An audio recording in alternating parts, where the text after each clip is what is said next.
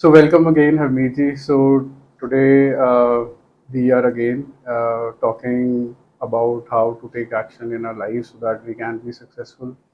So I think एक ना बहुत important aspect of success है, which is communication. Yes. I think बहुत लोग इसके बारे में बात करते हैं कि your communication skills should be good, they should be extraordinary. I think that is something what we seek from a candidate who's, if even if you are applying for a job, or from the employee's perspective, that the employer also expects from the candidate, and that goes throughout your uh, even personal and a professional life. तो बहुत important aspect है। सो आज थोड़ा सा आप इस पे highlight कीजिए कि ये जो कम्युनिकेशन है, खास करके how to conduct yourself, how to communicate in a business networking, and how to be you know take that thing forward. Right, thank you. So आपने जो पूछा कि how to conduct yourself and communicate yourself in an environment, चाहे वो आपका business network है, चाहे आपका काम है, चाहे यू आर एन एम्प्लॉयर और एन एम्प्लॉई, तो कम्युनिकेशन इज द की। कई लोग ज़्यादातर जो कंसंट्रेट करते हैं वो कंसंट्रेट करते हैं how to speak in a better way such that आपको रिजल्ट्स मिल जाएं। मैं कहता हूं कि बोलने से ज़्यादा सुनना ज़्यादा ज़रूरी है। Listening is the key actually. अब अगर आप बात करें एक बिजनेस नेटवर्क में, जहाँ पे एक ओपन नेटवर्किंग चल रही है, लोग ब्रेकफास्ट कर रहे हैं, आपस में बातचीत कर रहे हैं, तो लोग एक तो कॉन्शियस होते हैं कि how to conduct yourself, या किसी के साथ भी कॉन्वर्सेशन स्ट्राइक करनी है वो कैसी की जाए सच दैट लोगों का एक अच्छा रिलेशनशिप बिल्ड होना शुरू हो जाए। That is why people come in a networking place.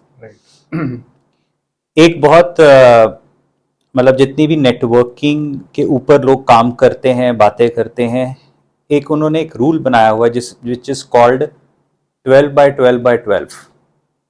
12/12/12, okay. सो ये होता क्या है? क्या है ये?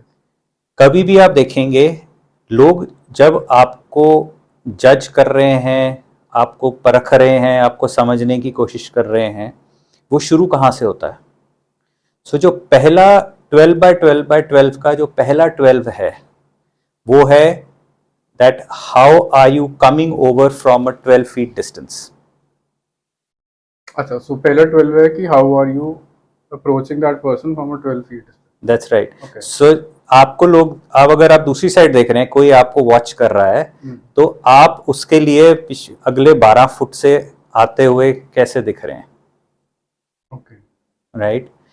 दूसरा 12 है कि जो आप परसेप्शन बना रहे हो अपनी 12 फीट दूर, क्या वो 12 इंच पर आकर क्या वो सेम परसेप्शन है या परसेप्शन बदल गई? ओके। सो दूसरा 12 है coming at a 12 inch 12 distance. Inches, तो पहले 12 फीट था, अब वो 12 इंचेस हो राइट। जो लास्ट 12 है गया। वो है the first 12 words coming out of your mouth. Okay. Now ये सबसे क्रूशल ऑफ कोर्स काम है, बिकॉज यही एक आप कॉन्वर्सेशन स्ट्राइक करने जा रहे हो। सो क्या लगता है कि पहले 12 शब्द आपके क्या होने चाहिए? So for everybody they need to write it down, उसको उसको इम्प्रूव करें, इसको इम्प्रोवाइज करें, देखें कि ये जो 12 शब्द हैं मेरे, ये एक्चुअली में क्या वैल्यू होल्ड करते हैं। ओके। सो इसलिए मैं हमेशा ये कहता हूं कि कंटेक्चुअली आपको बहुत ज़्यादा अवेयर होना पड़ेगा कि जो भी आप 12 शब्द बोलने जा रहे हैं वो क्यों बोलने जा रहे हैं और उसका संदर्भ है क्या। तो क्या लगता है आपको जनरली, अगर आप किसी को अप्रोच करते हैं तो पहले 12 शब्द क्या होंगे किसी के?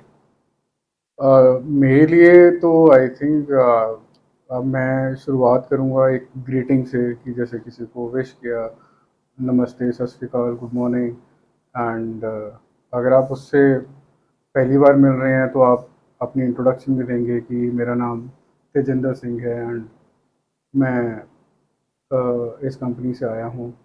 And I think the third would be the purpose of the meet, कि मेरा आपसे मिलने का क्या पर्पस है, so that the purpose is clear. तो शायद मेरे लिए ये तीन हो गया। एज एन एक्शन कोच आप इस पे और हाईलाइट कीजिए दैट्स राइट। कि क्या हो सो सकता है। डेफिनेटली जब आप पहली बार किसी को मिलते हैं तो अपने आप को इंट्रोड्यूस करते हैं, राइट? आपका नाम, आपका काम। So one of the things that one must have is talking about their USP. अच्छा। और वो जो यूएसपी है, इट इज नॉट जस्ट आप अगर आते हैं और बोलते हैं कि my work is I am into digital marketing, let's say, how is it different from 100 other people in that networking group? So आपकी यूएसपी जो है वो एक ऐसी स्टेटमेंट है जो प्रॉब्लम सॉल्विंग है, या उसके पीछे एक स्टोरी है।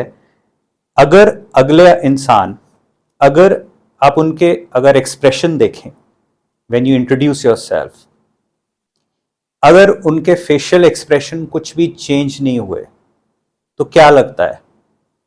आई think the person is not impressed. क्या मतलब, ठीक है, यूजुअल, राइट। और अगर ऐसे हो कि थोड़ा सा आईब्रोज जो हैं वो ज्वाइन कर रहे हैं और कर्वी हो रहे हैं, सो आई थिंक द पर्सन शायद वो कहीं कॉर्ड कनेक्ट कर गई और वो फोकस कर रहा है कि हाँ ये शायद मेरे पते की बात है। Not really.